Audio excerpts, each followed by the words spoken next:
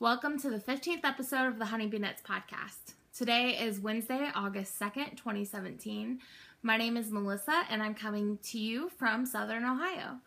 If you're a new viewer, thank you so much for checking me out. I hope you enjoyed the podcast. And if you're a returning viewer, welcome back. I'm so glad that you could come and spend some time with me. Hopefully you have your knitting and your favorite drink nearby. And we're going to go ahead and jump right in and get started because I've got a lot of stuff to share today. As a reminder, you can find me on Instagram as @honey_bee_knits, on Ravelry as Melissa1308, and also in the Honeybee Knits podcast group on Ravelry. You can also find me in my Etsy shop as honeybeenknitsco.etsy.com. I've had some people say that they've had a hard time finding my Etsy shop.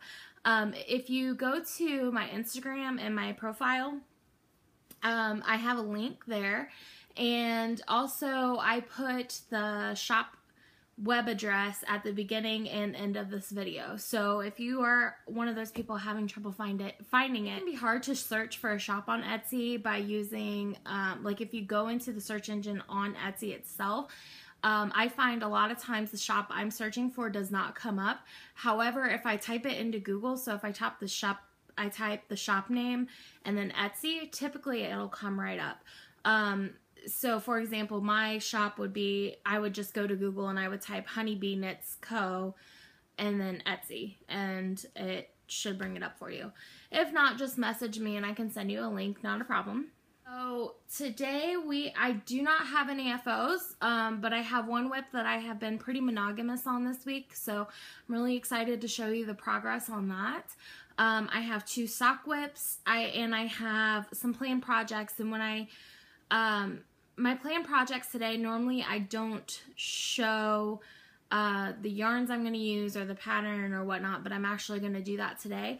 I'm hoping that that will keep me accountable for casting on, because I've made a lot of promises about casting stuff on that just hasn't happened. So I have a few giveaways. I have the July sock knit along giveaway to do, and I also have a pattern giveaway, and I have some yarny acquisitions today. I have some tracking tips, which I'll explain more about that later, and we have some questions. So we do have a jam-packed episode, so I'm going to go ahead and jump right into the knitting content and show you what I've been working on this week. Okay, so the first thing that I want to share with you today is what I've been working on for my Whip It Thursday knit along. And I will talk more about this later, but if you are a new viewer to the podcast, I am co-hosting a knit along with Levi of the WTF Knitting podcast. And it is called the Whip It Thursday KAL. So basically the idea is that at least once a week you set aside time to work on your languishing whips. What we're considering to be a languishing whip is something that was casted on 2 months or 2 months ago or earlier than that. So for example, the whip I'm working on, I cast on about 1.5 years ago. If you don't have any languishing whips, what you can do is you can cast on something that you have been wanting to cast on for a while and just never got around to. And in addition to that, we are accepting not only knitted items, but crochet and spinning as well. We're hosting it on Instagram. If you post a picture of your object that you're working on with the hashtag WhipItThursdayKAL, then we will be pulling prizes from that. Levi has a really special giveaway for anybody that uses that hashtag 8 out of the 10 weeks. I forgot to mention, but the knit along goes through the end of September, so there are about 10 weeks left, maybe a little less now. And if you use the hashtag 8 out of the 10 weeks, you will be entered to win a prize from Levi. And also we have a chatter thread and an FO thread in our Ravelry group, in my Ravelry group, the Honeybee Knits podcast. So you can go in there and you can talk about your project, and you can post photos of your finished objects, and we will draw from prizes for that as well. So this first whip that I'm going to show is actually the first whip that I chose to work on for the Whip It Thursday KAL. So I will show you the yarns I'm using first. So I'm using Madame Tosh Merino Light, And this light color up here is Paper. This is Button Jar Blue, and this is Pop Rocks Pink. So these are the 3 colors I'm using. And I have been working on this like a mad woman. I was hoping to have it done before the podcast, but I wasn't able to finish it. And I am kind of in the middle of the row, so it will be a little bit difficult to show my progress. But the way that this has worked is it is short rows, so there would have been no way without finishing the entire section that I would have been at the start of a row anyway. So I'm just going to go ahead and try to show it. So this is it. I am so happy with this, and I know I can't stretch it out to show you again because I'm in the middle of a row, but I am on the last section, so I'm really close to being finished, and I love how my colors are working up. So I can show you. I'm going to try to make sure I don't slip any stitches off the needles, but I can show you the kind of, this is where I showed it last week. So the way the shawl is constructed is you start with this middle panel. So this pink and white striping is all the middle panel. So last time I showed this to you, I was about 1/3 of the way done with that middle panel.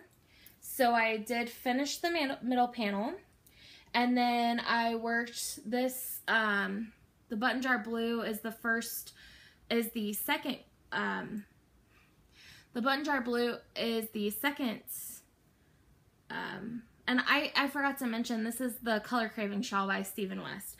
But the Button Jar Blue is the second section of the shawl. The Pop Rocks Pink right here is the 3rd section. And then the 4th section that I'm working is the Paper colorway.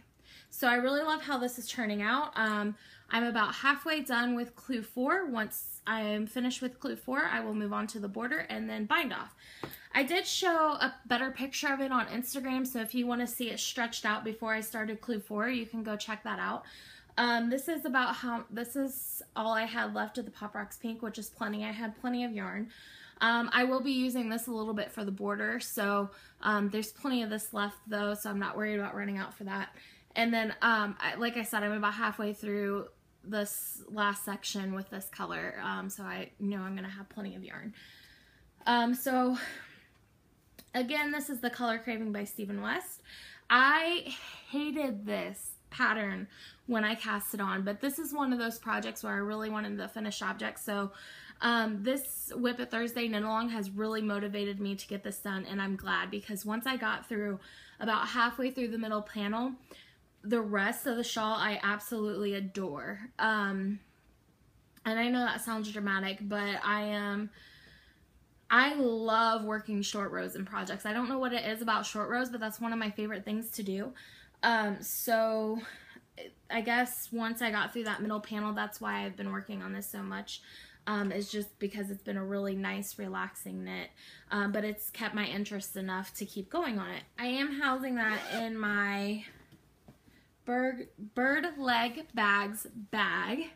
This isn't one of my favorite bags that I have from them. I think I got it in a kit from Simply Sock Yarn Company, but it's rather large, and this is a large shawl project, so I definitely needed a larger bag for it. So I will probably be cleaning this up and selling it once I'm done with this project, because I've been destashing some of my yarn, and I'm going to begin to destash some of my bags too, because I have way too many. But there's that. My second whip was almost a half object, guys. So I needed, last week after the podcast, so I podcast on Wednesday. So for the rest of the day on Wednesday, I needed something that I could just I needed something that I could, easy that I could knit on while I was editing the podcast last week. And so I pulled out an old sock whip. And when I say old, I think I cast this on in March. So technically it's a languishing sock whip, or it's a languishing whip, and it does count for our Whip It Thursday KAL, but that's not why I pulled it out. I just pulled it out because I needed a sock that was already on the needles to work on. But anyway, this is in my Nomadic Yarns, and obviously you can tell that it's in her sparkle base. And this is I Woke Up Like This, and it's on Spark Sock, which is 438 yards per 100 grams, 75% superwash merino, 20% nylon, 5% stellina. And these are some orange and pink and gray and it's like a grayish, like a tan gray. Those are some of my favorite colors. So I really should have finished this before the podcast, because I mean, I believe I have,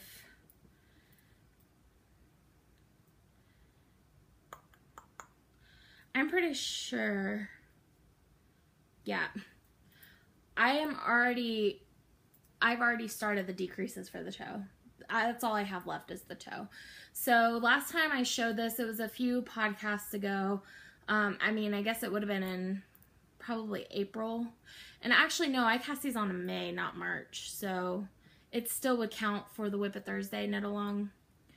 But I did cast these on in May.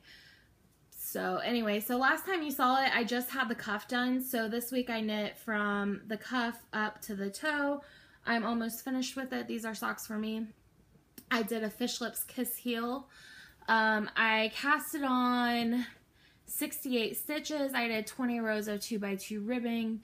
I did a twisted rib stitch for a twisted knitted stitch. I did 60 rows for the cuff. I did a Fish Lips Kiss. I decreased down to 60 stitches, did a Fish Lips Kiss heel, and then I did 50 rows for the foot, and now I'm doing a rounded toe decrease. And I've got my Progress Keeper on there from Ann Tudor, and it's the Pig Hiney, and I love those. These are my favorite Progress Keepers. And I'm using my, I didn't mention, but on my Color Craving shawl, I'm again using my Knitter's Pride Melodies, which I love for shawls. I'm not a fan of them for socks, however they are growing on me. These are the Knit Pro Zings, which are the same as the these are the UK version of the Knitter's Pride Melodies. So, sorry, I keep looking over there. My show notes are over there, so I just want to make sure I'm staying on track. But anyway, I use 2.5mm needles. The thing that I don't like about these needles is the join. But I found a workaround for it that actually, I've started to enjoy these needles. So the problem is that the joins are not very smooth. I don't know if you can see. There's a big dip. So when you're scooching your stitches this way, there's a big ridge that the stitches get caught on. So the way I found to work around that is I'm knitting on Magic Loop. So if so say my sock's down here, if I do one needle at a time, it slides through a lot better. So for example, if I was trying to slide my stitches onto both needles at the same time, there's not as much, the stitches on the end are not as loose and they're a lot tighter. So I have a hard time like getting them onto the needle. But if I just slide one needle through and I kind of twist it a little bit as I'm going through, it slides right through. So it's really not that big of a deal. It slows me down a little bit, but not enough. It is irritating, but it's not irritating to the point where I won't use these needles. I like the gauge that it's giving me, and I like aluminum needles, and they're very light, and I don't have any hand cramping with them, so I will continue to use them. I don't know why I didn't do a contrasting heel. Actually, I do. I was knitting while I was editing the podcast, and I didn't want to stop and come up here and get a contrasting color for the heel. So I did just do, just kept going with the striping sequence, which did throw it off a little bit. I'm not a big fan of how it's striping now that, without the contrasting heel, but it's not something that's really going to bother me. These, when I wear them, they're for me. It bothers me while I'm making them, but once I put them in my sock drawer and I pull them out to wear them, I'm not going to notice a difference. So I will continue on with those to get those finished. My last whip today is another sock whip that I cast on in May, which you guys haven't seen for a while. But I needed something to work on while we were watching Game of Thrones this past week, and I knew that if I did the toe on that, we watch it in the dark and it's pitch black, so I wouldn't have been able to do the decreases on my toe for that sock. So luckily I had another vanilla sock whip that I picked up, and this is my Hippo for Cinco socks from Lolo Did It. And I have the ball band here. It is on her sparkle sock base, which she no longer has this base. It's 75% superwash merino wool, 20% nylon, 5% stellina. And I really like how these are turning out. I love the Hippo socks. I'm excited to have a collection of them. I did ball up the yarn into a ball because when I cast these on, I was obsessed with the way Nomadic Yarns balled hers up. And so that's what I did. And real quick, I forgot to mention, this is in my bag, my drawstring bag from Freckled Whimsy. And I've showed this before on the podcast. It's one of my favorites. But my Hippo for Cinco socks are actually in my Baby Bee bag and my Baby Bee drawstring bag, which I have a few in the shop right now. And it's super tiny, but it's a perfect size for those smaller ones, sock whips. So if you are like me and you knit your socks one at a time, this is perfect because I want something, when I'm knitting one at a time socks, I want something that has just enough room for the yarn in the sock. I don't want something that has a whole lot of extra space. I want to be able to throw this either in my purse or another project bag and not have to worry about it taking up too much space. So anyway, I knit, last time you saw this, again, it was just the cuff.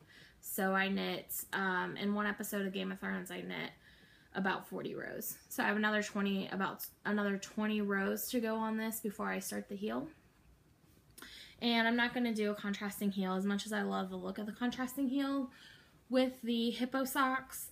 The first couple pairs I made, I didn't put a contrast heel in, and I want them to match because I kind of want a collection, even though I'm never going to wear them at the same time. I'm just weird like that. So anyway, Baby Bee bag. So those are the 3 projects I've been working on this week. For that last pair of socks, I also cast on 68 stitches, did 20 rows of 2x2 rib. It's just my standard sock, vanilla sock pattern. So yeah. So now I want to go into planned projects. So for my planned projects, I figured it's been a while since I've shown you the yarn for my Sorrento shawl I want to cast on. I didn't get to cast it on this week because originally I had said on the podcast last week I was for sure going to cast this on this week. But I didn't intend to work on my color craving all week. I intended to only work on it the last Thursday, and the rest of the week I was going to work on this. But I really got into my color craving, and I'm so close to being done, I might as well finish it now. So, my Sorrento shawl is going to be housed in my Fringe Supply Co. bag, and you guys would be so proud of me. I think there were 2 times in the past month I almost bought another one. But let's be honest, these bags, the minimum price of them is about $70 a bag. Which is, I know that there's some people that would not even consider purchasing one of these. I'm the type of person where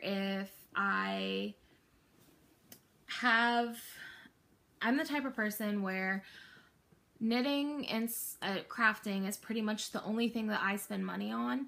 So when it comes to my supplies, I don't mind spending the money on the supplies to have good quality supplies that I absolutely love and want to use. So I would love to have more bags in this style because the strap is and the drawstring and the canvas fabric is what gets it for me. But I just can't justify spending, with as many bags as I have right now and the fact that I can sew my own, I can't justify spending $70 often. This was definitely a treat. So, I had a button on here, but it fell off. So I almost bought, they had 2 new releases. They had a yellow one that came out, and I'm a big fan of the color yellow, so I almost bought that, and then I didn't. And then they had a pink one come out that was like printed with black like circles on it, and I really love that, but I refrained because, again, I'm trying to cut back, so I didn't get those. But I am happy I got this one, and this is what my Sorrento shawl is going to be in. This is the best project bag I've ever had in my life. I haven't really used it a whole lot yet, but I can just tell you the quality of the fabric and the way it's designed. It is absolutely my favorite. And if I ever got to a point, I would love to get to a point where I had a few like sock size bags, but I would love to have all my sweater and shawls in these type of bags. Eventually, not anytime soon, because I don't want to spend the money right now. But anyway, so the yarn I'm using for my Sorrento shawl, I showed this before, but I want to show it again, is Handmade in Fine Yarn Casbah. It's 81% merino, 9% cashmere, and 10% nylon. And here are the colors. And I cannot wait to see how this is going to turn out. I think it's going to be perfect for the type of shawl that I want, the colors. So this first colorway is called Radiant Orchid. This colorway is called Stardust. It's like a bluish gray. And then this colorway is called Ivory, and it's got, it's kind of hard to tell. There we go. See, it's got like pops of pink and like this darker like gray, but it's, I mean, obviously it's mostly off-white, but it's like a tonal. So I really like this one. So anyway, I think this is gonna be the last. I think it's gonna be like this in the shawl. So I'm really, really excited to see how that turns out, and excited to get it cast on, but I'm not gonna cast it on until I'm done with my color craving now, since I'm so close to being done. I would love to have my color craving done tonight, but between editing the podcast, it's probably not gonna happen. I will probably work on my I woke up like this socks and get the first one done, and then I'll switch to my hippo socks. So yeah, this will hopefully be cast on by the next time I podcast.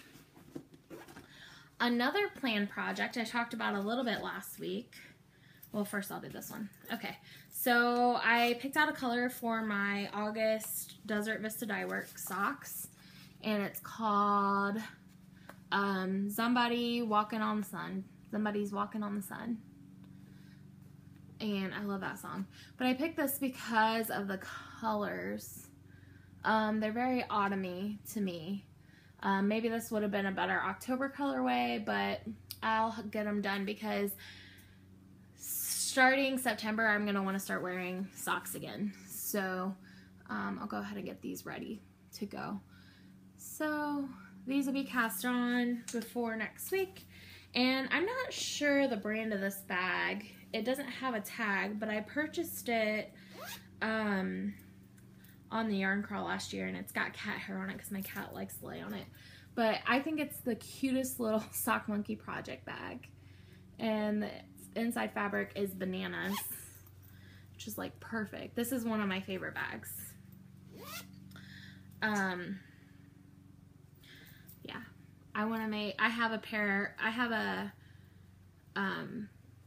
I have the Sock Monkey set from Yarn Enabler.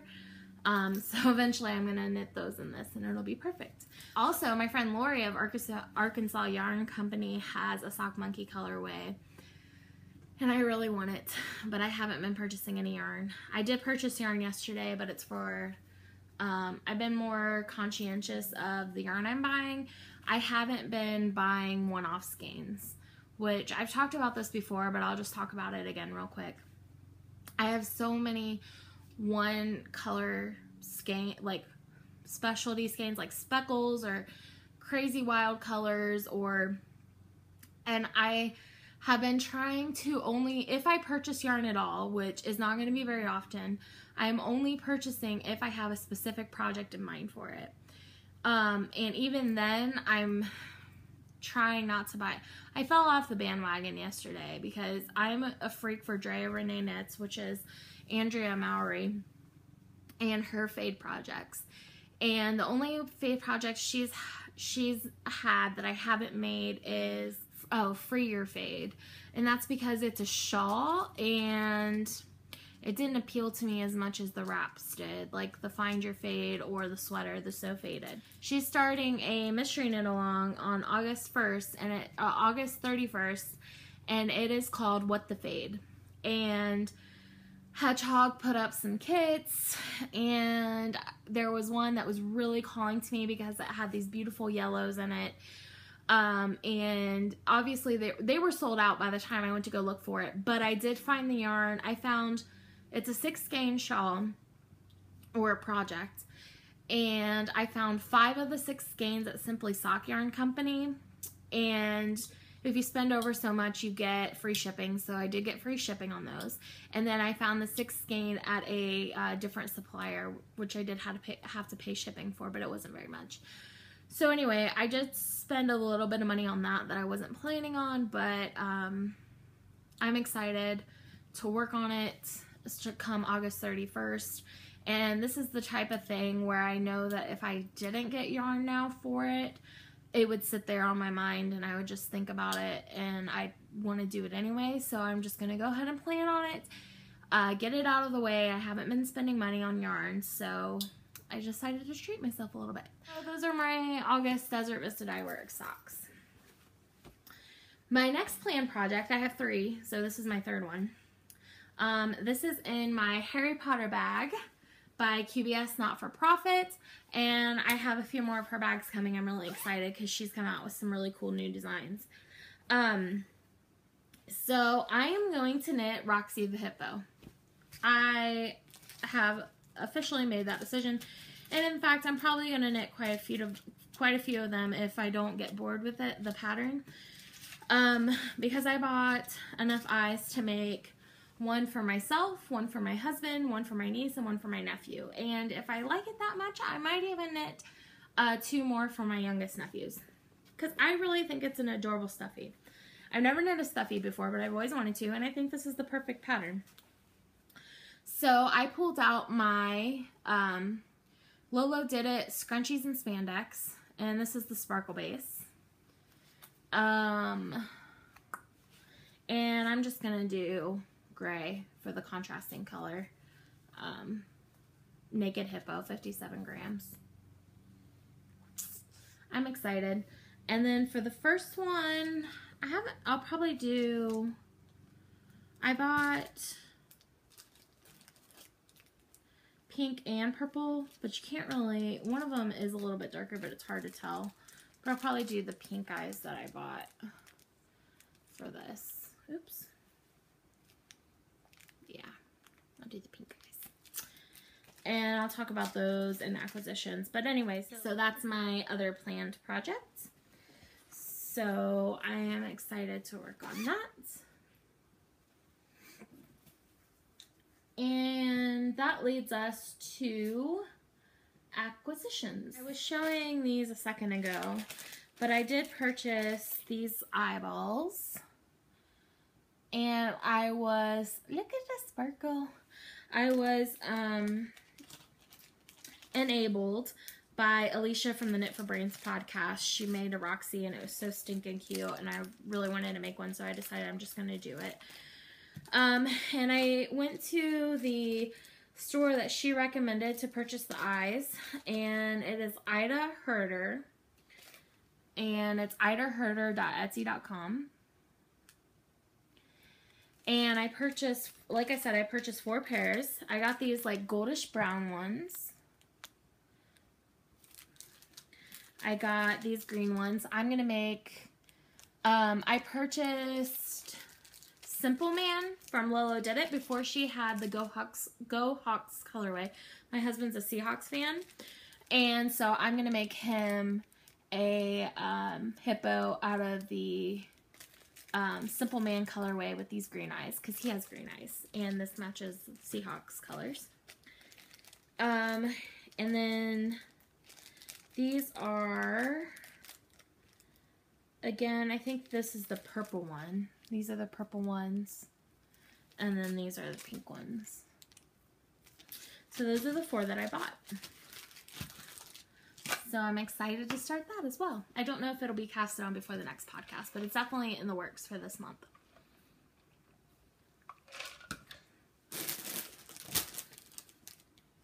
I've had some donations to the podcast as well as some acquisitions come in, so I want to show you guys that.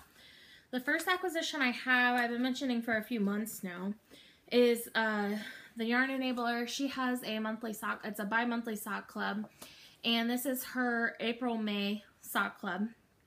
And I purchased both the sangria and the white wine because her description of the sangria, that it was something that was supposed to be out there and like more for your brights and colorful, and the white wine was supposed to be like a toned down version.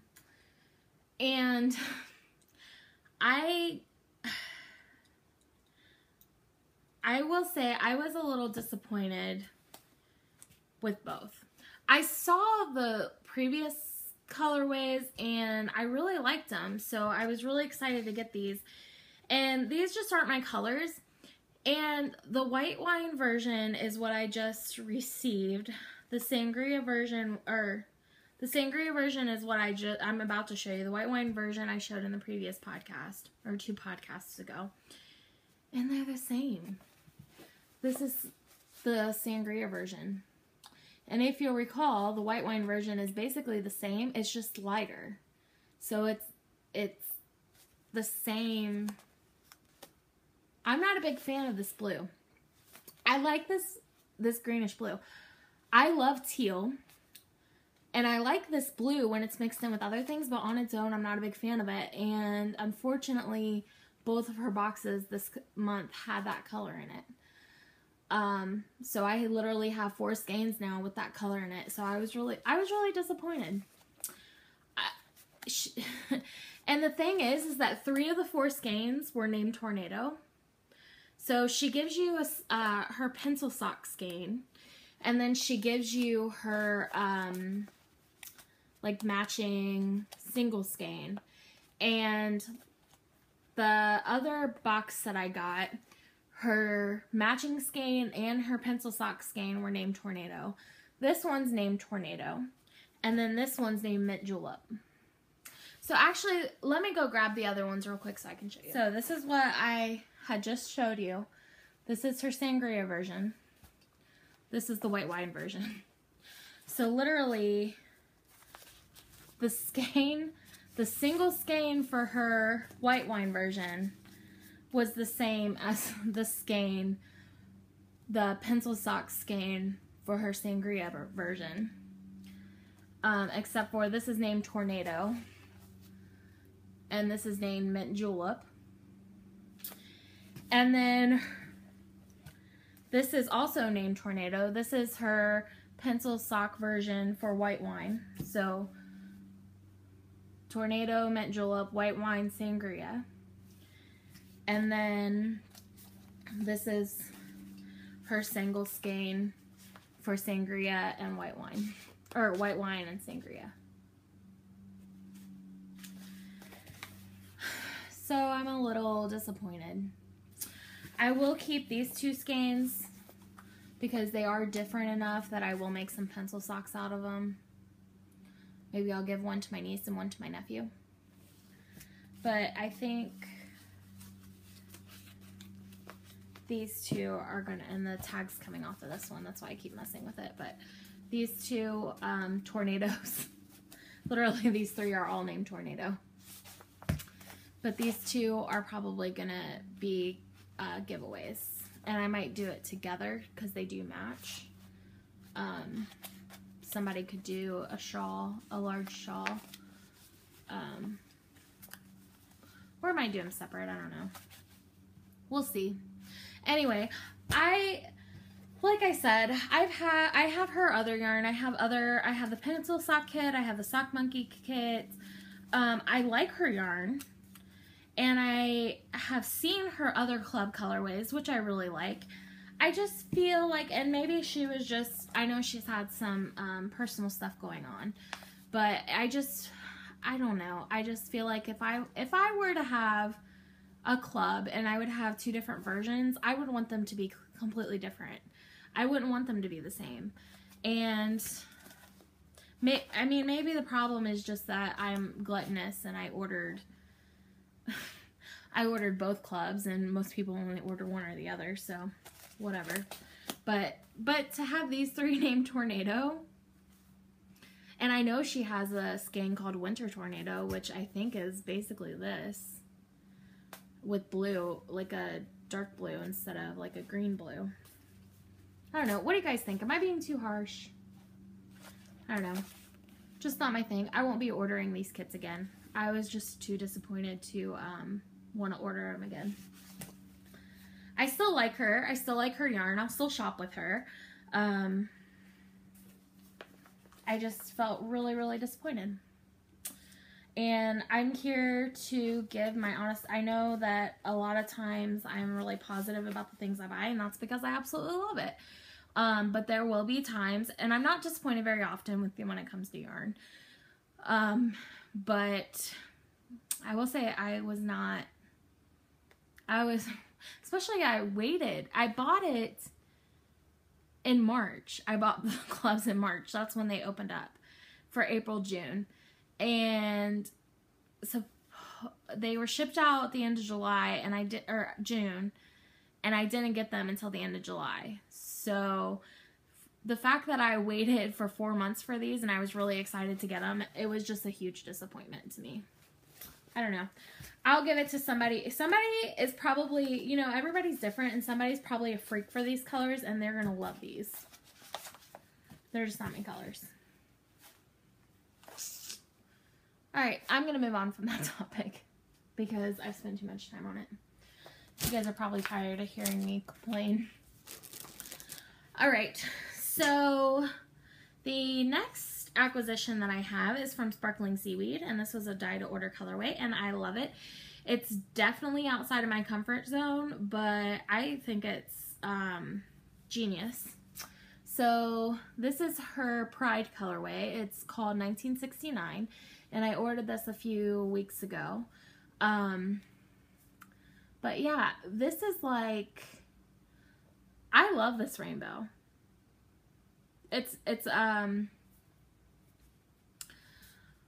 I'm trying to think of how, it's definitely like a retro rainbow. It's something that, I mean, it is. It's straight from the 60s, right? So it does. It reminds me of something that's kind of, I would definitely, I don't know how to explain it. I just know that I really love this. And her Tasman sock base, it's Tasman sock, 75% merino, 25% nylon superwash, 463 yards per 100 grams. And I've showed this before, but Shelby has an ingenious loyalty program where every skein of yarn you buy has this little sticker on it, and you collect those stickers on one of her business cards, and once you get to 10, you turn it in for a free skein of yarn. So I have 7 now. I would have 8, but I'm gonna give you guys one because I have one of her skeins that I'm saving for a giveaway. So anyway, I really like the colors. They're very bright and vibrant.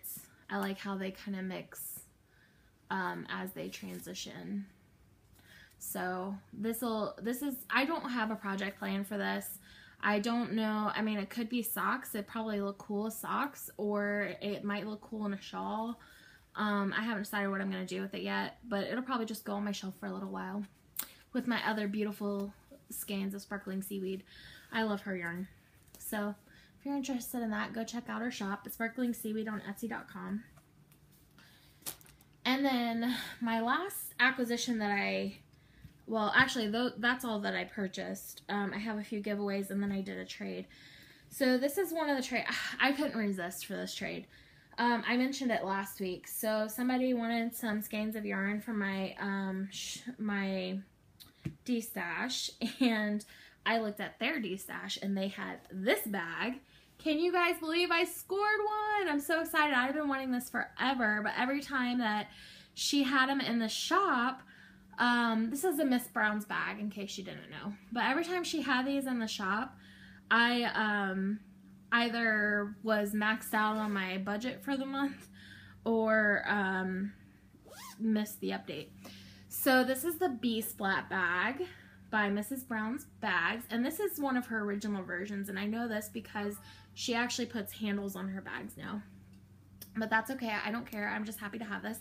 I love the purple zipper, and then on the inside it has this beautiful flower fabric. I love this. This bag is such great quality, and I have 3 or 4 of her other bags, and I would say they're probably,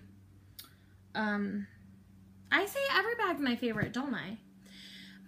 Okay, so top 3 bags. Let's talk about this real quick. My top 3 bags would be Fringe, Miss Brown's Bags, and Freckled Whimsy. And they're all different in their own way, and they all have goods about, like, they all have different things that I like about them. But hers is, she uses fantastic fabric, and I know she gets hers from, her bags are very expensive, but the fabric that she buys is off of Spoonflower, which is more expensive to purchase. So I think the price is completely justified for the type of quality of fabric you're getting. So anyway, I got the B-Splat bag. I'm super excited. I love it. It's perfect for me. Honeybee gets the B-Splat. And then there was another skein she wanted, and she had some other stuff that she was destashing, and I've been wanting this color for a while. And this is Lolo Did It in Everyday Sock, and it's Welcome to the Jungle, which is the April 2016 Yarn of the Month Club colorway. And I love it. This might be what I make my nephew's hippo out of. So, we'll see. But anyway, I really like this a lot. So that's the trade I did, and I'm very happy with it.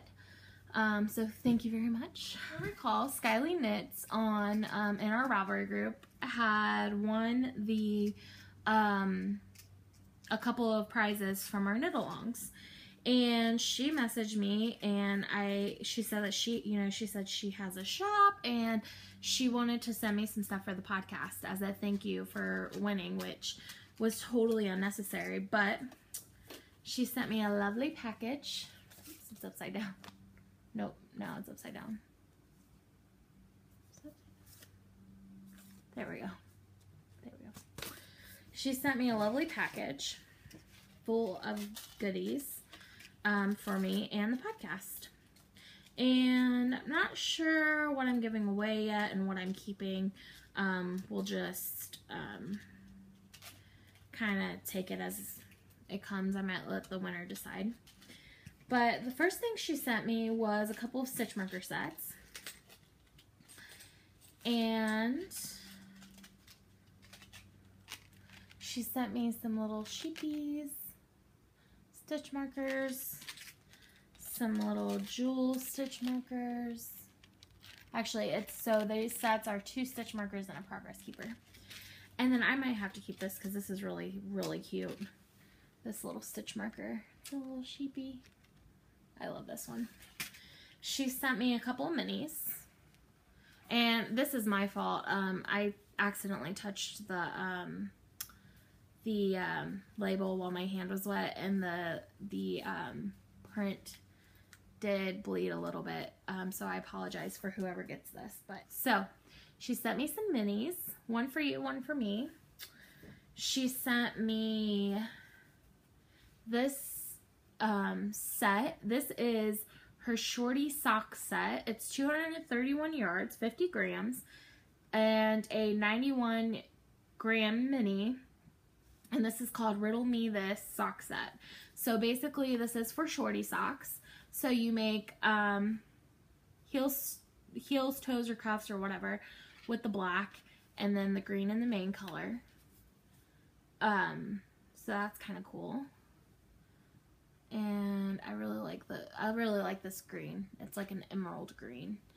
My cousin got married on St. Patrick's Day, and we wore these emerald green dresses, and I remember I loved that dress so much, and this reminds me of it.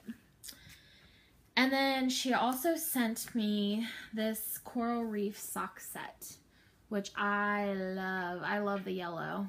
The yellow is darker than what it's showing up in the camera, but yeah, and it's got these pops of green. So I was thinking this, and do these for contrasting heels, toes, and cuffs.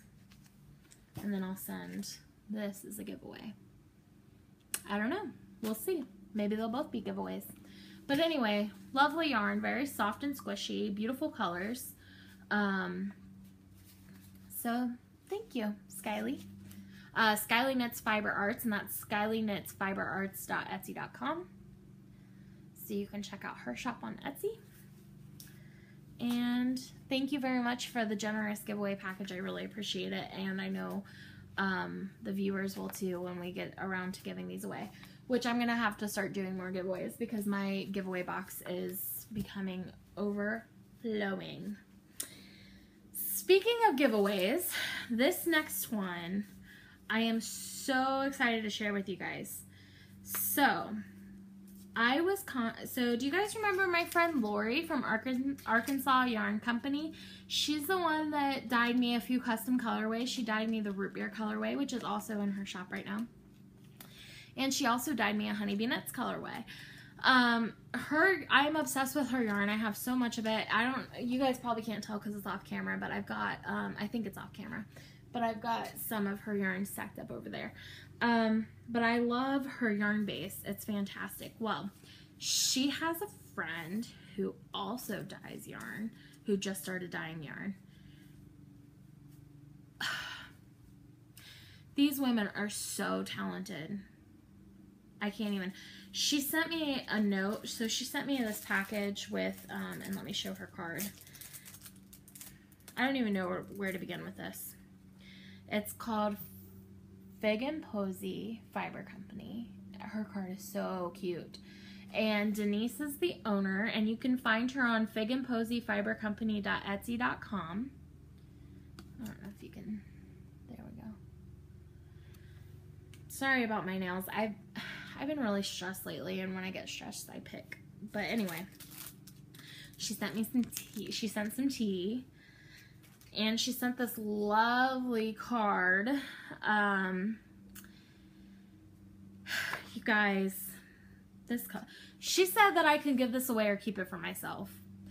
And as much as I want to give it, it's going to be so hard for me to give this away. I really should give it away, but it's going to be hard. Guys, look at this. Oh my God, it's so beautiful. I don't even know how someone begins to dye. Like, look at that pops of pink and the sea of orange and green, like, and the purple and the blue. And how do you even dye like this? I obviously have a lot of learning to do. There's teal in here. It's like every color under the sun in here, and a pretty yellow, orange.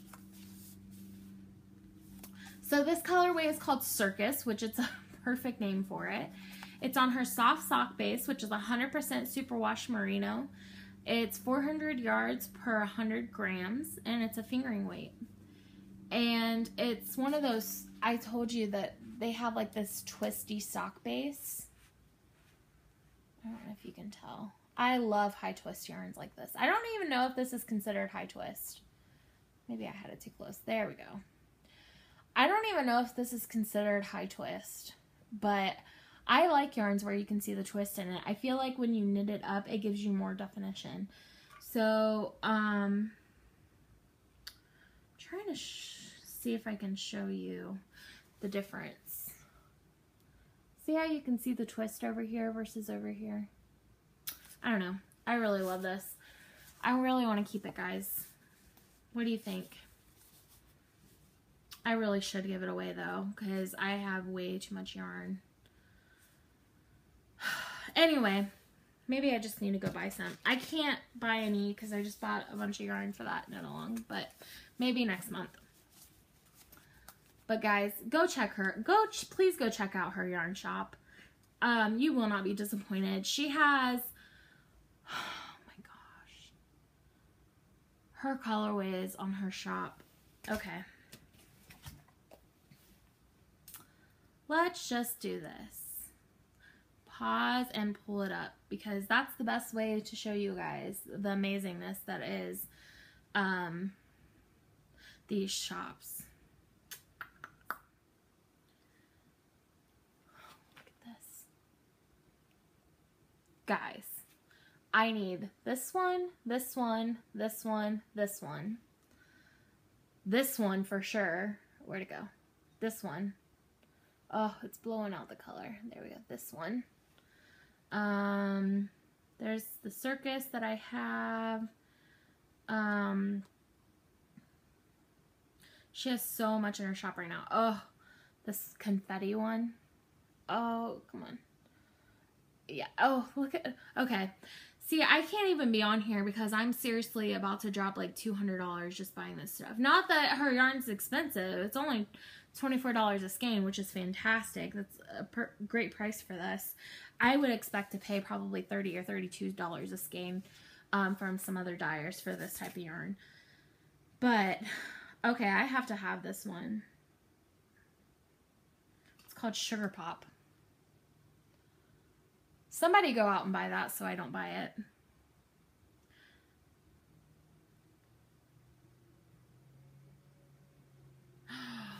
Guys, oh my gosh. I'm seriously about to buy it. Hey, you know that combination I just showed you guys? You can't buy it anymore because I just bought it. Guys, I'm so awful. I am so awful. But how can you not? There was no way that I was not going to purchase this. Once I saw that color combination, there was no way that that was not going to end up in my house. So, the only one that she still has, because I just bought, she only had one of the blue and one of the, which I think is called Lagoon. And she had one Sugar Pop, and I bought those. She has two of the, I think it was called Candy. So there's still one left. So go check, guys, go check out her shop. I am seriously ridiculous because, yeah, I have to give this away now. There's no way I can keep it. I still really, after I just bought 3 more skeins. But I really want to keep this. I should, no, guys. I have a problem. You guys need to stop me. Anyway, please go check out Fig and Posy Fiber Co. on Etsy.com and buy up all of her yarn so that I don't do this again next week. Listen, guys.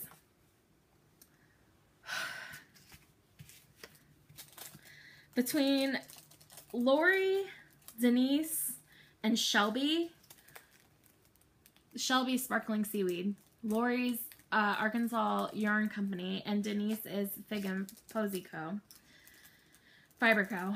Between you guys, they're like, how am I supposed to get rid of my yarn? You guys keep making me buy. And Andrea Mowry.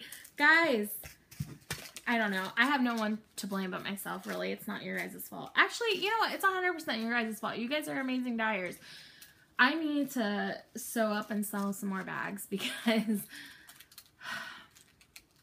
Guys, I know that there's not a whole lot in my shop right now. I have a little bit of yarn. I haven't been doing a good job of keeping my shop updated. I've been really...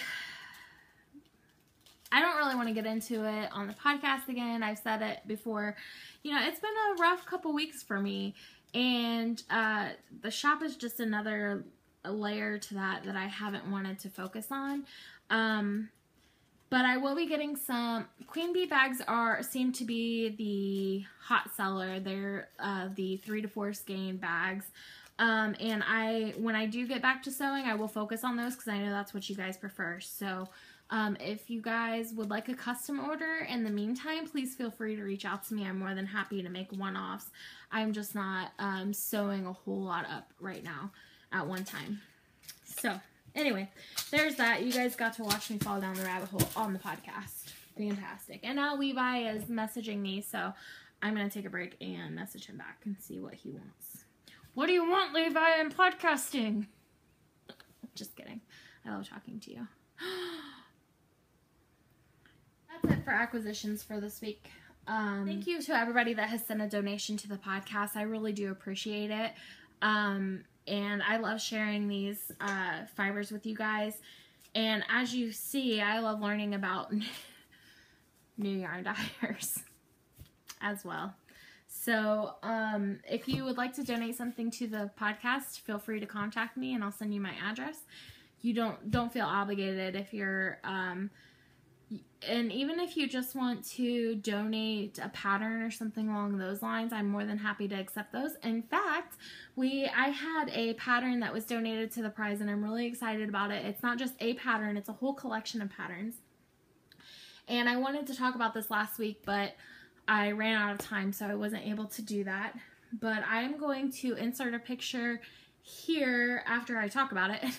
I'm going to insert a picture in a second of the pattern donation, but it is called Celtic Shawls by Kay Hopkins, and she can be found at knitforthesoul.com, and I will insert a picture of the collection here.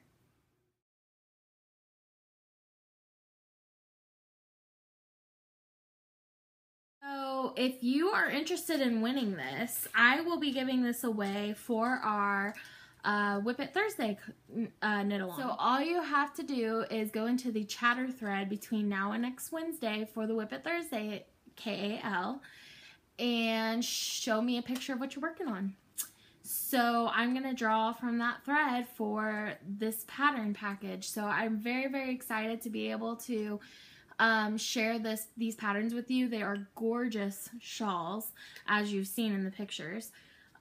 So please go check her out. And if you're interested in purchasing one of her patterns or the whole collection, this is the Celtic Shawls collection by Kay Hopkins on Ravelry. So make sure you check that out. I'm about to go into the giveaway segment now. I want to mention that the winner of these I can't remember. I have to go back and look. I can't remember if it was the Joji Locatelli knit along. I'm pretty sure I sent out the package for the Joji Locatelli knit along, but it might have also been for the Speckled Sparkle knit along. I need to write this stuff down. I'm sorry, but the winner of that prize has not contacted me. The prize that I'm giving away for that is the Molly Klein design bag and the skein of Madeline Tosh. I think I said Pashmina on the podcast, but I'm actually giving away the Mad Tosh Light version of it. So I have not heard back from that winner yet. So please go back and watch my previous podcast if you entered into either one of those knit-alongs. I think it was 2 episodes ago that I announced the winner for this. So please go back and take a look at that to see if you won. And if you did, please contact me. If I have not heard back from the winner by the time I podcast next week, I will verify which knit along it was for. And then I will draw a new winner from that thread. So go ahead and check that out. Levi, you're interrupting my podcast. Anyway, I am going to live draw for a winner because I did not do that before the podcast today. So this is for the year-long sock knit along, July 1st through the 31st, and we had 49 entries because the first entry was the first post was me. So let's ask Suri who's gonna win the and let me show the prize real quick. So this is a bag by Crafty Mama Designs, and I love this bag, guys. So this is the bag you will receive with the beautiful pink interior. And this is the skein of opal yarn I'll be sending. It's definitely doesn't look like it would be a favorite colorway. It's not very girly compared to the bag, but once it knits up, it actually is, it matches this bag perfectly. So that's why I threw it in here. And this, I love opal, but in the skeins, you can't really tell how it's going to look. So you do have to knit it up to see the beautiful patterning that's on it. So you have that skein yarn. There's a little goodie bag from Crafty Mama Designs. And I am including a bar of Autumn is Coming from Blueberry Hill Soaps. Which smells really good. But this is a very well coordinated package, in case you couldn't tell. And I thought it would be the perfect package to give away for fall. I know it's, you know what, it's technically still summer, but to me it's fall. August 1st, I start going into fall mode. So, anyway, also on the bag, it's this adorable stitch marker. The details that she puts into her bags are amazing. Levi's talked about this, and so have I. These little flaps that she puts over top of her zipper are ingenious. It's a great way to hide that kind of spot that doesn't always look so great when you have a zipper. But anyway, I love how, I'm not sure how she makes these bags. I try to find the seam where she flips it. I can't find it. That's how well made these bags are. I love mine. Mine are the foxes. I've showed it before. But anyway, so the lucky winner will receive this package. So please contact me with your address once I draw the winner. So, Surrey. Hey, Surrey. Give me a random number between 2 and 50. Random number between 2 and 50 is 29. Okay, so number 29 is the winner, so let's see who that is. That is the Knitted Lamb. So, she knit birthday confetti socks in the Minecraft pattern. Those look very, very comfortable. Those look really warm and perfect for fall. I'm going to have to look that pattern up because you guys go check out her finished object in the finished object thread. It looks really cool. So congratulations, the Knitted Lamb. That is, who are you, the Knitted Lamb? That is Michelle from Missouri. So congratulations, Michelle. Please send me your contact information and I will get this package out to you in the mail. So, also, I didn't do my draw yet for pattern prize giveaways. So let's go ahead and do that. And thinking I'm only going to draw one this week. Let's make it super special. Let's see, which thread should I draw from? You know what? There's been a lot of chatter in the podcast chat this week. So let's draw from that thread. And I am going to go back to the beginning. I'm not going to worry about going week by week just because I want to just give stuff away. So let's see. Hey, Surrey. Give me a random number between 2 and 53. Random number between 2 and 53 is 7. Alright, so let's see who number 7 is. You will receive a pattern of your choice in Ravelry up to $7.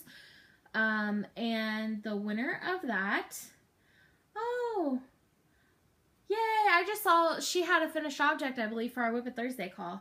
It is Final Harold Meg.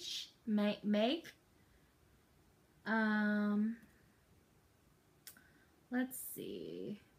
Final Harold Meg. And I know who she is because she has a picture of her dog as her profile picture. And it looks just like my dog Izzy. So I'm always like, what is Izzy doing on this lady's Instagram or Ravelry? But that is Rachel from Omaha, Nebraska. So congratulations, Rachel. Please get in touch with me and let me know which pattern you would like, up to $7 in value on Ravelry. And her post was actually back when I was knitting my Joji Locatelli mystery wrap. And I didn't know how to say acai, so she was phonetically spelling it for me. I will be opening up a new thread for August socks, and I wanted to show the giveaway for that. So, do you guys remember a few podcasts ago when I showed the donation skeins from Spoiled Greyhounds of the North? Again, they have one of those bases where it's like a higher twist, and I love it. But they generously sent 2 different skeins of yarn, along, sorry for the crinkling, I'm trying to flip this around so you can see it, along with some little candies and some stitch markers. And this is a little sheep. It's kind of hard to tell. And this is handmade. She made these from, I don't even know how she did it, but it's beautiful. And she did such a good job. But anyway, so they sent this package along with a purple and pink skein. And originally I was going to let the winner decide which skein they wanted. But I was going through trying to pick some stuff out for the August giveaway. And maybe I should have done this for the July sock giveaway. But anyway, listen. The name, do you remember the name of this skein is Frog Pond? Well, I had forgotten, but I had purchased a bag from Fat Girl Sewing, and I forgot all about it until I was looking for a bag to give away for next month's, for August sock knit along. Guys, how perfect is this? I mean, even down to the red in it. So, this is an exciting giveaway. I'm so excited with how matchy-matchy it is. So, this is going to be the giveaway for the August sock knit along. So, make sure you're knitting your socks and getting them in there because you do not want to miss this giveaway. This is super exciting. So, I do want to go ahead and mention, put another shout out to Spoiled Greyhounds of the North for this giveaway. I'm really excited. And I get to keep the pink and purple one. So, which I think in my head I was trying to figure out a way to justify keeping it, and now that I figured out this goes together so well. Again, this bag is from Fat Girl Sewing on Etsy.com, and this is Spoiled Greyhounds of the North on Etsy.com. So, if you would like a matching set of your own, and you don't feel like making some socks this month, go check those shops out. So, again, sorry for the crinkling. So that will be our August sock knit along prize. Don't forget about Stash Down 2017, which is a huge Stash Down 2017 sale for me this week. Hey guys, I still have some yarn up for sale in my D-Stash on Ravelry. If you want to go check it out. I have some Freckled Whimsy. Oh my goodness, what else do I have on there? I think I still have a skein of Hedgehog. I believe it's lace weight. Actually, no. I have a skein of sock weight and beach hut, and I also have a skein in lace weight. I've got some... What else? I got some art yarn in there. If you're interested, please go check it out. I obviously need to sell some more yarn because I'm bringing more in again. I'm getting back into old habits. So, go check that out. And then also, I already talked about our Whip It Thursday knit along. One thing I didn't mention is that Levi posted 2 videos last week. He posted one for our Whip It Thursday knit along, where he did like a parade of whips and he showed all the whips that he has. And then he also posted one for his knit along that he's doing with Knit for Brains, which is the cheap versus expensive knit along. So I would really recommend you go check those videos out. Also, I think I'm going to also do a separate video that shows you all my whips, because I have had some people ask like about the projects in here, and I have everything on Ravelry, but I thought it would be fun to do like a separate like 20 or 30 minute video where I just pull everything out and show you. So when I'm done recording for this podcast this week, I think I might go ahead and do that. So pay attention for that. Look out for that. And plug your business coupon codes. I've decided I'm not going to read them off on the podcast anymore because there's getting to be too many to read out, and some of them are really repetitive. But if you are looking to purchase some yarn, bags, patterns, notions, anything like that, make sure you go out into the Plug Your Business /podcast thread and look through there, because there are a ton of codes in there right now. So if you're looking for a good discount on some stuff, go check that out. Something that, okay, have to tell you guys. So when I first started watching the Knit for Brains podcast, I had received a heads up that they had mentioned me on their podcast, and I had never heard of them. So I went out and I checked out their podcast, and I fell in love with Alicia and Laura. I feel like even though we've never met, I've chatted with, especially Laura. I've chatted with Laura on Ravelry, and I've chatted with Alicia on Instagram, and I feel so connected to them, especially Alicia, because we're the same age, we're both Hufflepuffs, and we both have the same style of yarn and patterns. So I feel like I'm really connected to them. And so they had asked me when we first started talking, they had asked if I was going to make it to Stitches Midwest. And I said at the time I wasn't sure. And then a bunch of stuff came up with my surgery and my dog and some unexpected expenses, as well as we made like a list of things we want to do around the house. So my husband and I talked about it, and with the drive and the hotel stay, I basically wouldn't have been able to purchase anything anyway. So and I don't really want to go to a yarn show where I can't purchase anything. So I decided to forego it this year, maybe next year. It depends. I've got to make a list. My goal for next year is I want to sit down and make a list of all the festivals and stuff I want to go to and how much I plan on spending at each one, and then eliminating the ones that I won't be able, and then like just picking and choosing the ones I can go to. Anyway, so I had a crazy thought, and I messaged Laura on Ravelry, and I told her, I said, you guys can come, or actually it might have been on Instagram. I messaged them on Instagram because they have a shared account on Knit for Brains on Instagram. And I said, this is a crazy idea, but I said, what if I sent you guys some money through PayPal? Would you guys be willing to shop for me? And I told her, I said, I don't, and I mean the kind of shopping where I'm completely surprised. I'm not going to tell you what colors, I'm not going to tell you what weights, I'm not going to tell you even if I want yarn or notions or bags. I'm not going to tell you what dyers or what shops. I just want to send you some money, and I want you guys to buy some stuff for me and ship it to me, and I'll give you shipping money. And they said, absolutely. So I'm not going to Stitches Midwest, but I will be there in spirit because they will be shopping for me. And I am so excited, guys. If you ever have the opportunity to do this, you should totally do it, because what better way?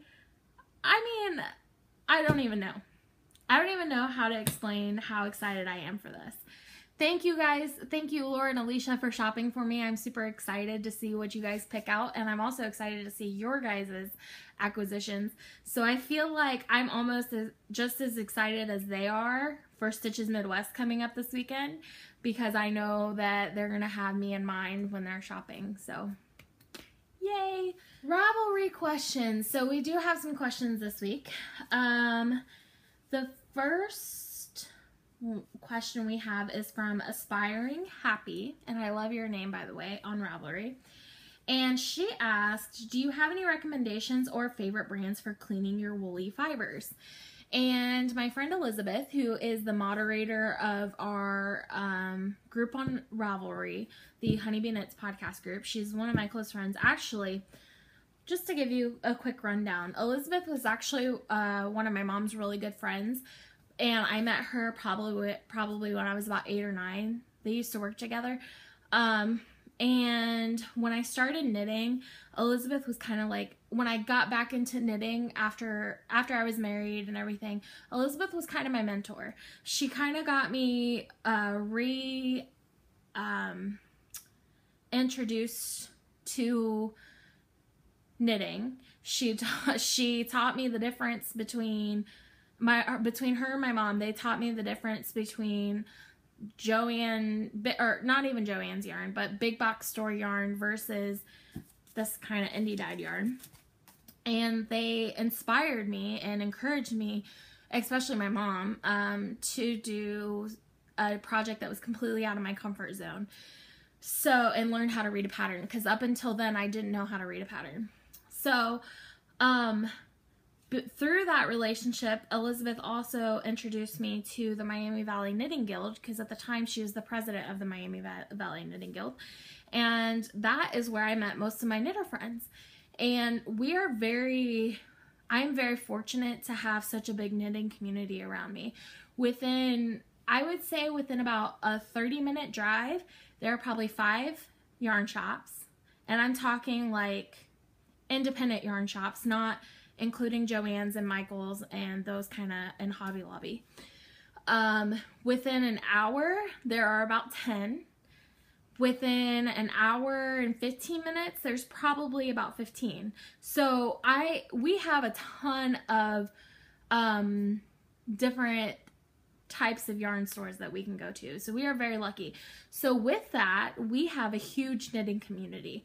So the Miami Valley, we have actually not one, but 2 guilds within my area. We have the Dayton Knitting Guild and we have the Miami Valley Knitting Guild. And that doesn't include some that are a little bit further north or further south, such as the Cincinnati Knitting Guild or the Columbus Knitting Guild. But anyway, so I would say on a good day, when there's nothing else going on in the area and there's good weather, we meet at a local coffee shop, and on a good day there's probably anywhere from 30 to 35 knitters that gather, and that's every week, every Saturday. It's fantastic. We have every day of the week there is another option to go to for a knit group. It is so exciting, and a lot of those people I've really connected with, including the 3 girls that I traveled with to Kentucky and Indiana. So yeah, I really love my knitting community. I am so fortunate, and I never would have known about it if it wasn't for Elizabeth. I wouldn't be, if Elizabeth hadn't introduced my mom to the knitting community, and then my mom hadn't encouraged me to go with her to all these events and stuff, I never would have been a part of it. So I'm very, very grateful that Elizabeth has done that for us. So anyway, so that's a long way to say is that Elizabeth was originally just my mom's friend when I was about 8 or 9, and then when I got into my 20s, she became my friend as well, and we've been friends for quite a while now. So she's known me for practically all my life as far as I can remember. And now I'm friends with her. So anyway, so Elizabeth, it's a lot of ranting and raving. But anyway, so Elizabeth is one of my biggest supporters of the podcast. She was one of the first people to jump on board and encourage me and just support the podcast.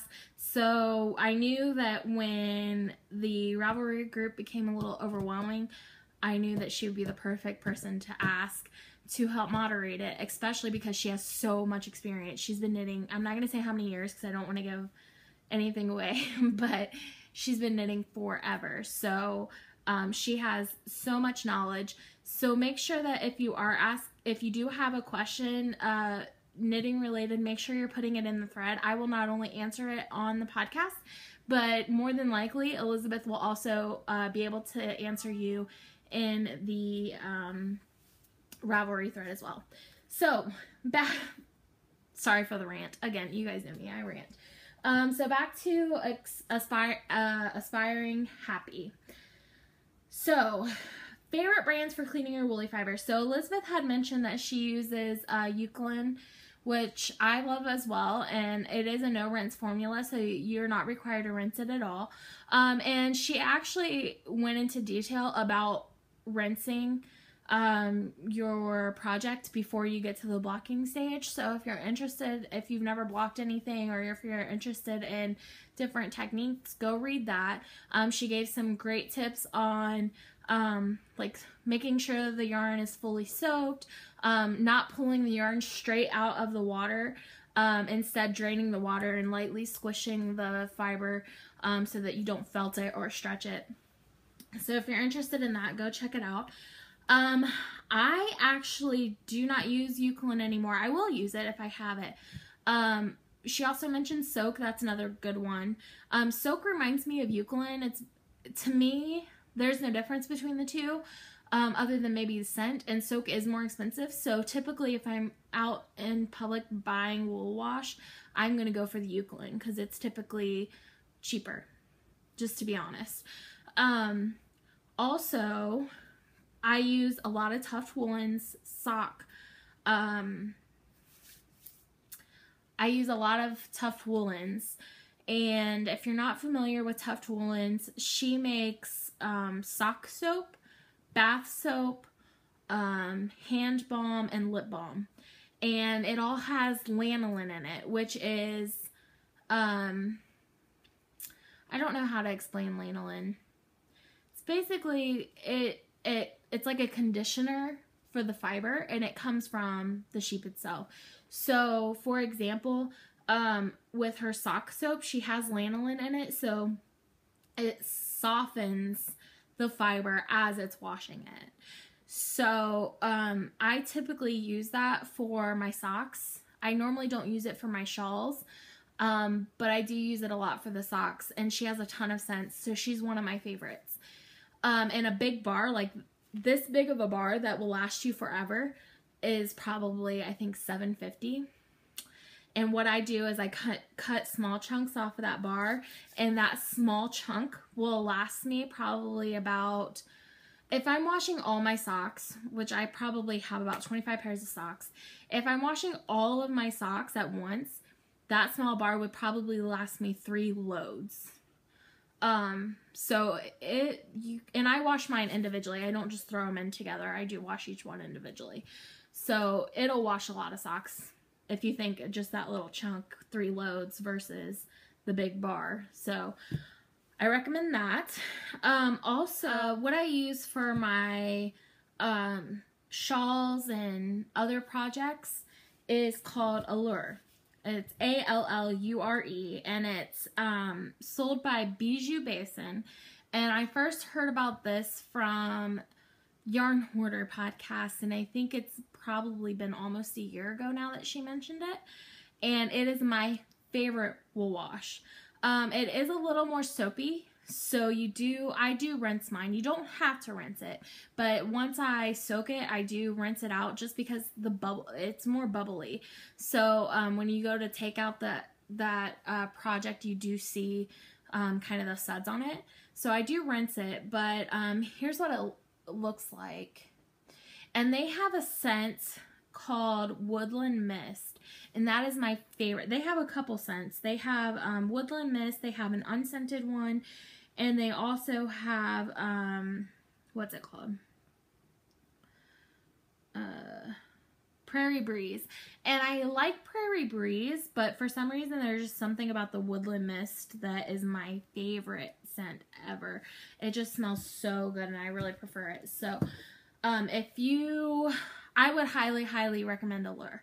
It is 100% my favorite. You do have to order it online. I have not found it where it's been sold anywhere. It's possible that they might have it at some fiber shows. I just haven't seen it. But I did just order some more Woodland Mist because I'm out, even though I still have the Prairie Breeze. But anyway, so those would be my top recommendations for wool wash. So I would say that Eucalyptus is your best bet because it's probably the least expensive, and it's also the easiest to get. And they have it in they have eucalyptus, lavender, and unscented. They may have some other scents, but those are the 3 I'm aware of. If you're looking for something a little more, if you're looking for something like a little more special that's not found pretty much ever, it's go for Tuft Woolens or Allure. Tuft Woolens is based out of Columbus, Ohio, which is kind of cool. So any of the fiber festivals I go to, normally she's there. So I'll either buy it from her directly, or I will just order it from her shop because she does have regular shop updates. And you would actually have to Google Tuft Woolens because she's not on Etsy. She has her own shop. And for Allure, you have to Google Bijou Basin, and I'm tell you how to spell that. It's BIJOU BASIN ranch.com, and then you go under their fiber wash. It's under so you go to their homepage, you go to everything else, and then Allure fiber wash, and all the options are right there. And the bottle is, let's see, I'm trying to see how big it is. So a 16-ounce bottle, which is the biggest size they have, is $15. So it is more expensive than Eucalyptus, but it's 16 ounces and it lasts me a long time. So typically with the Eucalyptus, I have to use 2 capfuls, and with the Allure, I only use 1. So there's that. And like I said, it's 16 ounces, so it's a bit bigger than the Eucalyptus. So anyway, those are my recommendations on that. I also had a question in the YouTube comments. I also had a question in the YouTube comments on my last video. And I figured I'd go ahead and address it here just because it's easier for me to talk about it than write it out. And this is from Willow Rain 725. And she said, I'm not going to read all of it because it was quite long and it doesn't pertain to the question, but she said, "Hi, this is the first episode of yours that I've seen. I just subscribed. I've not tried to knit socks yet. Which is easier to learn, toe up or top down? Have you tried using 9-inch circulars by Haya Haya? The DPNs look intimidating to me, probably because I've not tried them yet. I've heard you mention the magic loop method and heard other knitters mention using this method also. What would you recommend trying first? I'm an intermediate beginner. I've mostly done flat work." Okay, so first off, your question, which is easier to learn, toe up or top down? This completely depends on the knitter. I personally found it easier to learn top down because the process for casting on isn't different than casting on any other project in the round. You're literally just putting your stitches on and going straight into your ribbing. For toe up, there are some different methods you can use, but I do find when I do toe up socks, and I do find that when I do toe up socks, I always have to watch a video for starting the toe. I can't just sit down and cast it on and go.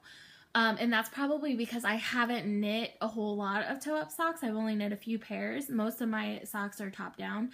So if you're anything like me, I would recommend cuff down as a starting point. However, I know, for example, Alicia and her mom Laura from Knit for Brains podcast knit toe-up all the time, and they find that easier. So it really does depend on the knitter. I will say that there are plenty of YouTube tutorials out there that can help you out. I've recommended her before, but if you're looking for a great tutorial video on toe-up socks, go to knitpearlhunter.com. Michelle Hunter, she has some great resource videos on there, including how to do a toe-up cast on. So go check that out. Have you tried using 9-inch circulars by Haya Haya? I have not. I had 9-inch circulars, but I think they were from,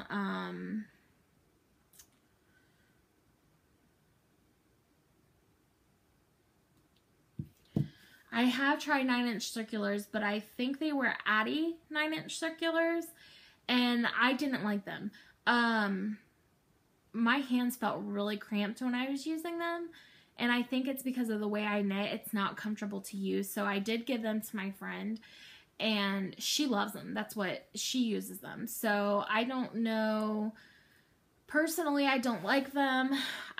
Like I said, I haven't used the Haya Haya ones, but I know a ton of people who do use 9-inch circulars, including Molly Klein of Molly Klein Design. She uses 9-inch circulars and she loves them. So again, it just depends on the knitter. One thing I found is, just like with any other knitting projects, with socks, you just have to keep experimenting until you find what works for you. I started out knitting socks on DPNs. Again, cuff down, DPNs with a heel flap and gusset. And I did not like the fit. The cuff was too tight, the heel was too baggy. I kept dropping stitches on the DPNs. I love DPNs. I use DPNs for like things like hats, or for example, shawls like Levi's making the eyeball shawl right now. I'm not exactly sure if that's the correct name for it, but you start it in the round and you have to start it on DPNs to get it started. I love DPNs for that. I just don't care for them for socks. They annoy me, to be honest. But my friend, she knits her socks only on DPNs. So again, it's just knitter's preference. I love Magic Loop because the way I knit, it's super fast. I just go. But I didn't learn on Magic Loop. So I'm not sure how easy it should be pretty easy to learn. Once you figure out how to set up Magic Loop, it should be very easy to learn how to start a sock on Magic Loop rather than starting on DPNs or 9-inch circulars, if that's what you want to start with.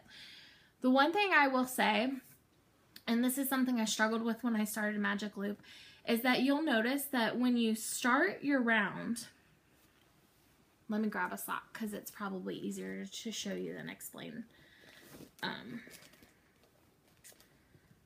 So, when you start your round and you're on your first round right here, there is going to be a gap in between your first and last stitch on your first round. And I kept ripping I would get like 1 or 2 rounds in and I would start over because I thought that I was doing something wrong to where I couldn't close that gap. And it wasn't until Mina Phillip mentioned it on her podcast, that gap will close as you keep going. So when you first cast on, there's going to look like there's a big, like, I would say like that in between the 2 needles, but just keep going. Once you get to about the 4th or 5th round, that'll completely close up and you won't be able to tell that there was a gap there at all. And you can see where I cast it on for my tail.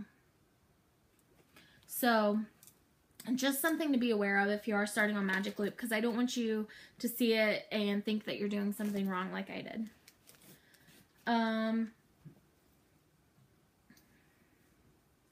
So anyway, so for those of you that don't know, or if you're a new viewer, for my socks I cast on between 64 and 72 stitches depending on who the sock's for. For me personally, typically it's 68 stitches. For my husband, it's 64 stitches. I might even go down to 60 for him. I haven't decided yet. But I knit 20 rows of ribbing, and I do a twisted knit stitch and a regular purl stitch. And I do 2x2 or 1x1, whatever I'm in the mood for. And then I do 60 rows of just knitting around. And then I do a fish lips kiss heel. That's my favorite heel that I've tried. I tried German short row heel, which is okay. I don't mind it. I just haven't done it enough to really review it. I think I've only done it once or twice, and I think when I did it, it was a toe-up sock. So, I've done a lot of heel flap and gussets, and I still will do a heel flap and gusset. For example, when I knit my Rose City rollers, I did heel flap and gusset, and I enjoy doing that every once in a while. It's just for my feet, it's not my favorite. And so I always default to the fish lips kiss heel. I do 50 rows along the foot for my foot, 60 for my husband, 68 for my dad or my stepdad. And I do a rounded toe decrease, which I explained how to do that, I believe, on the last podcast. So that's my basic vanilla sock recipe.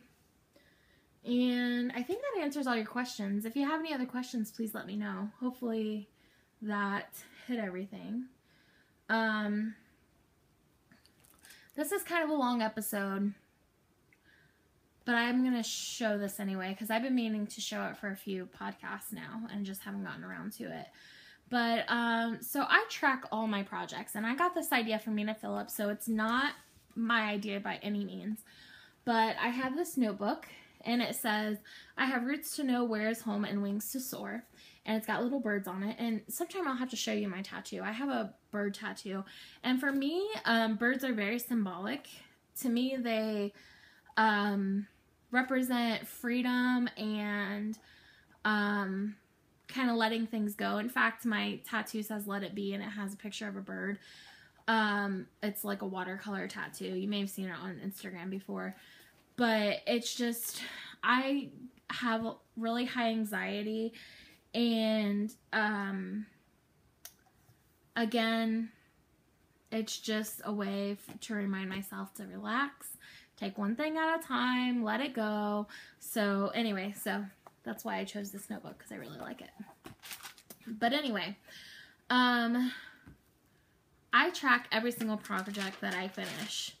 And I will show you last year's because it's a complete year. So I started in January of 2016, and it's really messy, so you'll have to excuse the mess. But I started in January of 2016, and every time I finish a project, I put the date that I finished it, the project name and the yarn, if I remember, how many skeins I used, how many yards I used, and how many grams I used.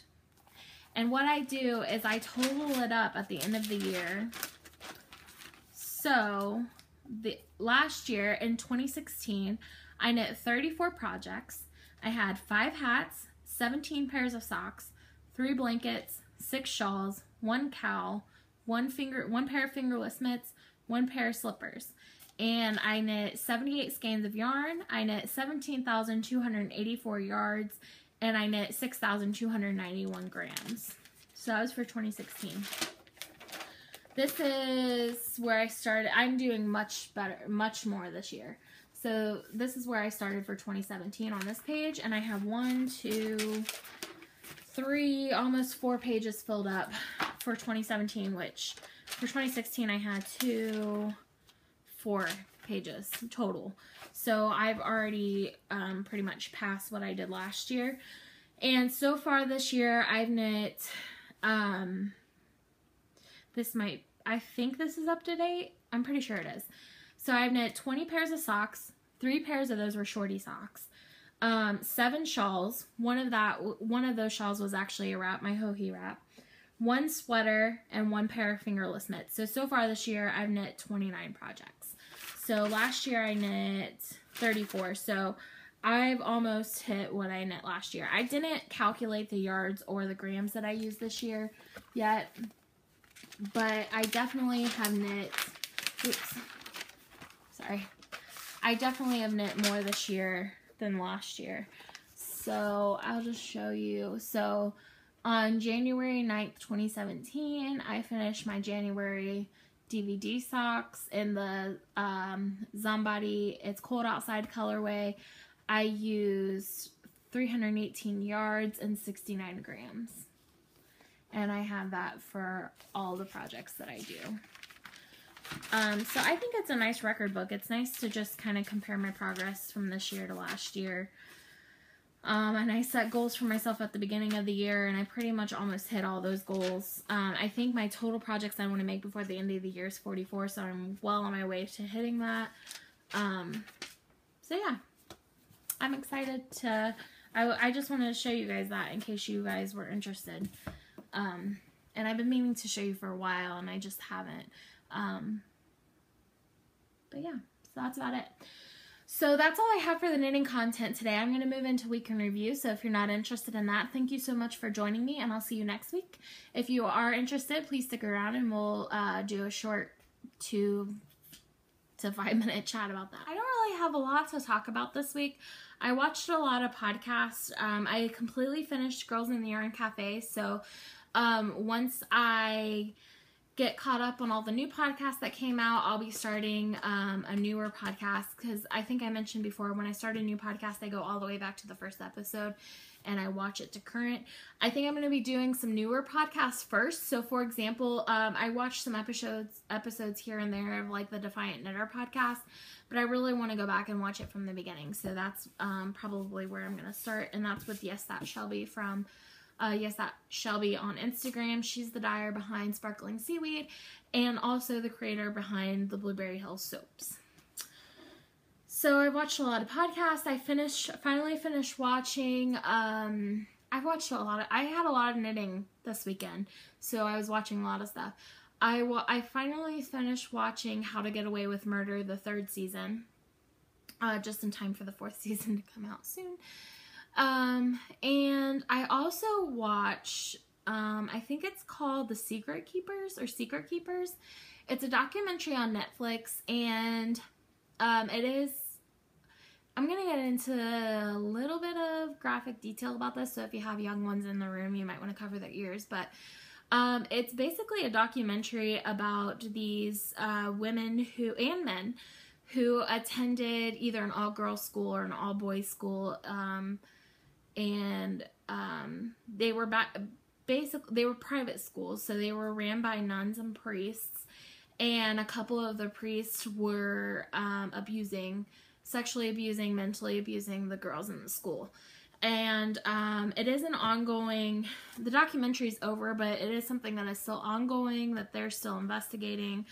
And it actually, so the first couple of episodes is just setting up, I don't want to say the story, but it's their stories of how things happened and how it was ignored, and kind of and it happened, I believe, in Maryland. And kind of the idea about how they believe it was a cover-up because of, evidence was lost and nothing was done, and all this other stuff. And it actually goes into current day. The last episode was showing how, they're trying to get this bill passed, and it's not even a bill against religious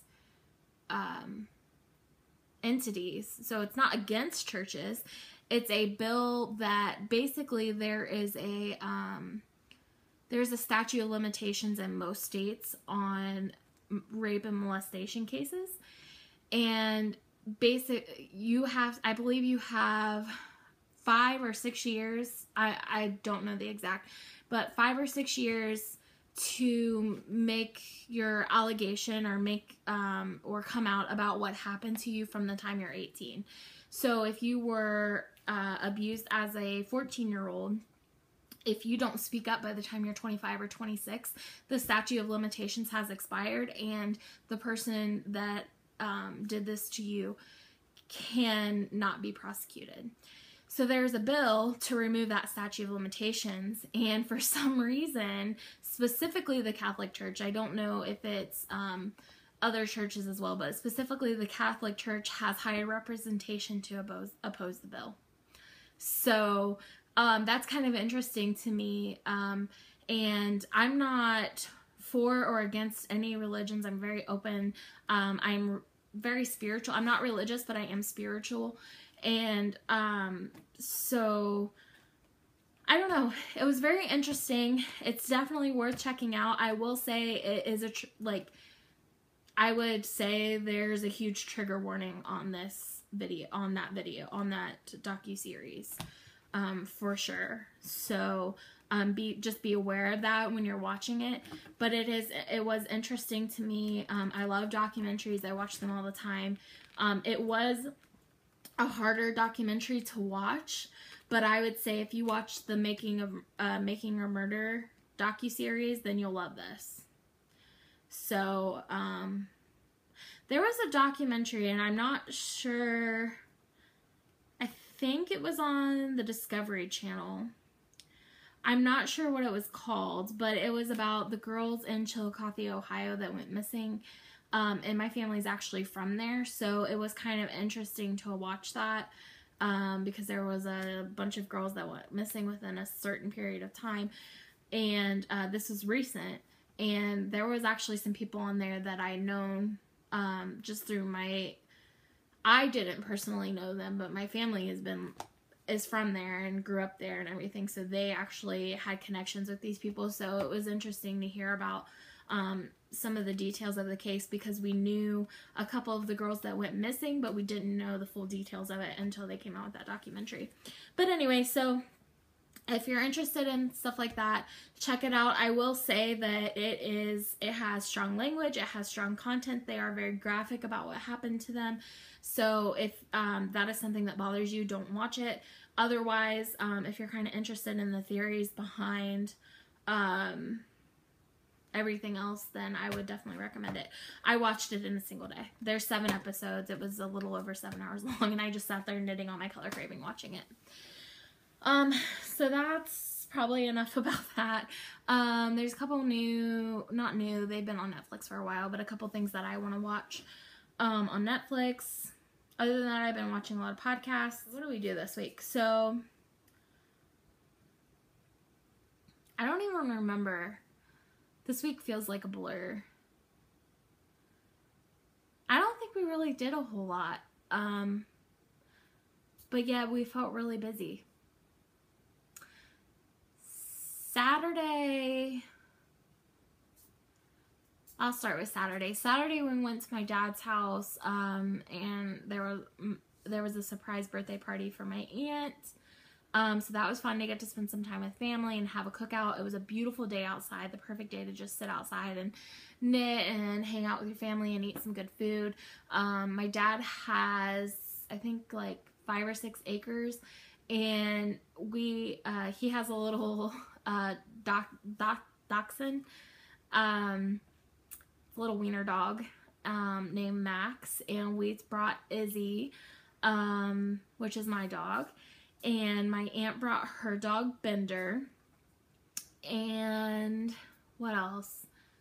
And they ran around and played together and had a blast, and Izzy got so much exercise.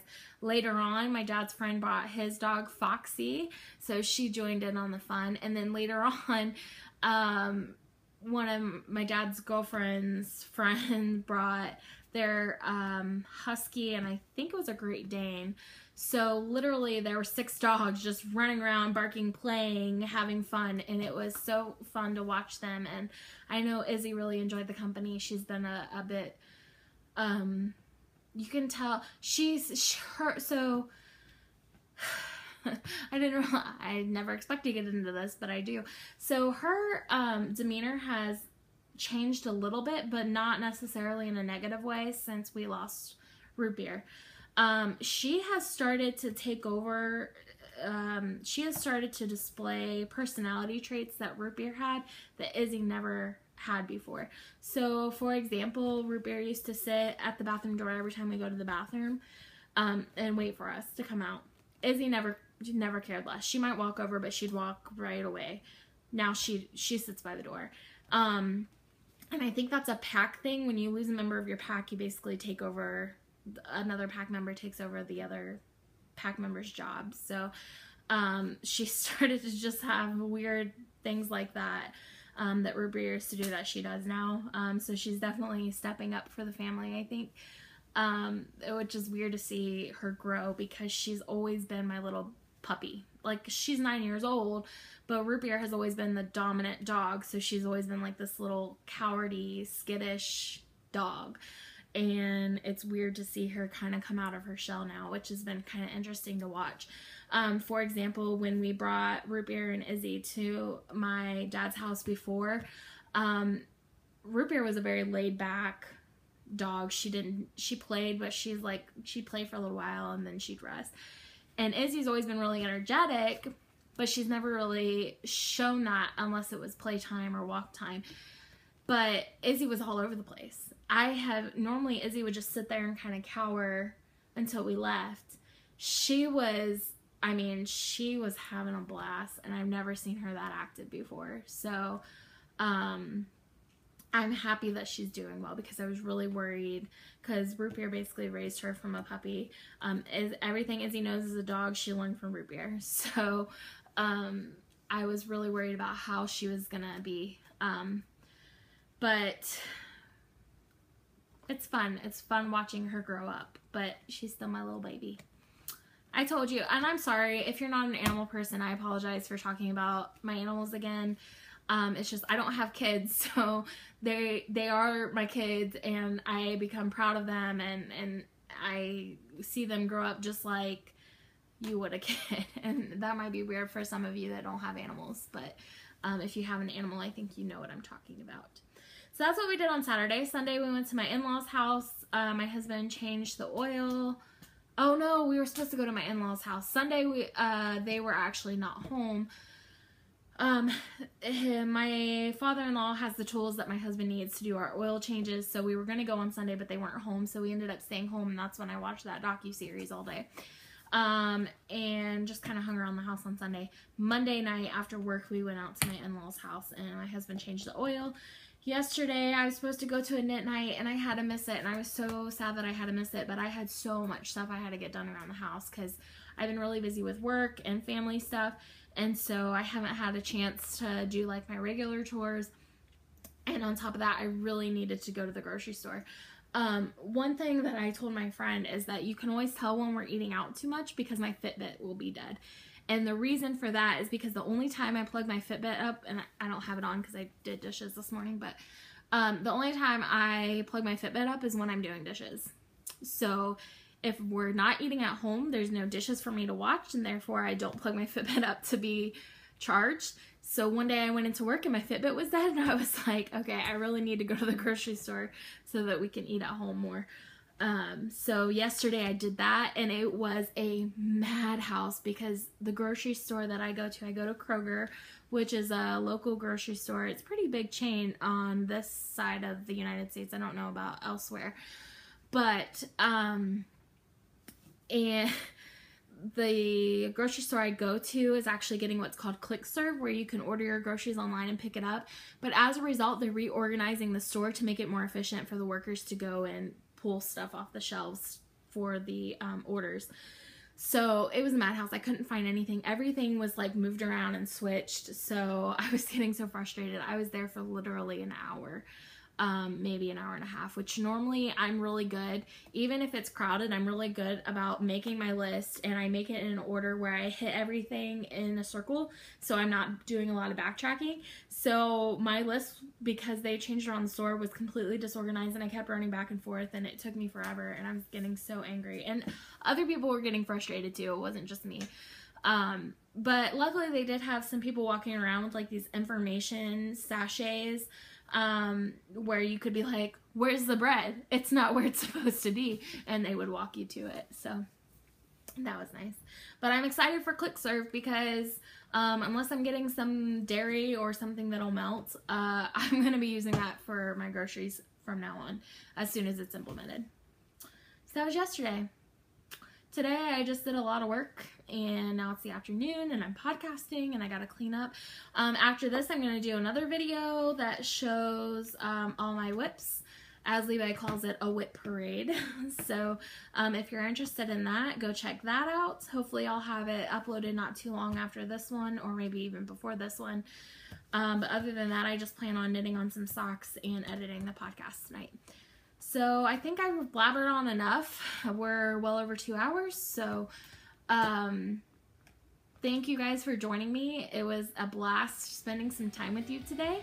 And I look forward to talking to you guys next week. Have a good week. Bye.